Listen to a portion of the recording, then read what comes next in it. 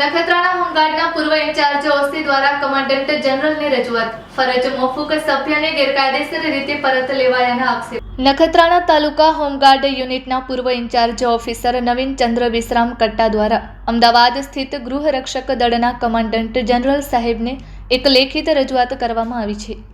જેમાં જણાવ્યા અનુસાર મે 2023 દરમિયાન નખત્રાણા તાલુકા હોમગાર્ડ યુનિટના એક સભ્ય વિશાલ એમ મારુ સાથે ગેરવર્તનનો બનાવ બન્યો હતો, જે અંગે તે સમયે જિલ્લા કક્ષાએ નાયબ પોલીસ અધિક્ષક અને જિલ્લા કમાન્ડર સાહેબને રિપોર્ટ કરાતા સભ્યને આગામી હુકમ સુધી ફરજ મોકૂફ કરવાનો કડક આદેશ અપાયો હતો.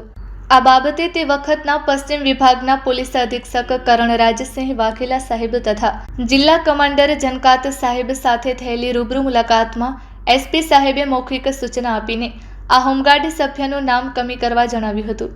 ત્યારબાદ જિલ્લા કમાન્ડર તરીકે સિવિલિયનની પોસ્ટ પર મનીષભાઈ બારોટ સાહેબની નિમણૂક થતાં તેમણે આ બનાવ પ્રત્યે જતું કરી દેવા માટે અવારનવાર કડક સૂચનાઓ આપીને માનસિક ટોર્ચર કર્યું હોવાનો આક્ષેપ કરાયો છે. હાલમાં જાણવા મળ્યા મુજબ જિલ્લા કમાન્ડર શ્રી મનીષભાઈ બારોટ દ્વારા ઉક્ત હોમગાર્ડ સભ્ય વિશાલ એમ મારુને ગેરકાયદેસર રીતે ફરી ફરજ પર હાજર કરી દેવામાં આવ્યા છે. આ અંગે પૂર્વ ઇન્ચાર્જ અધિકારીએ કમાન્ડન્ટ જનરલ સાહેબને નમ્ર વિનંતી કરી છે કે આ સભ્યને ફરજ પર ન લેવામાં આવે અને સમગ્ર બનાવની યોગ્ય તપાસ કરવામાં આવે, જેના પુરાવા રૂપે તેઓ તપાસ દરમિયાન પેનડ્રાઈવ પણ રજૂ કરશે.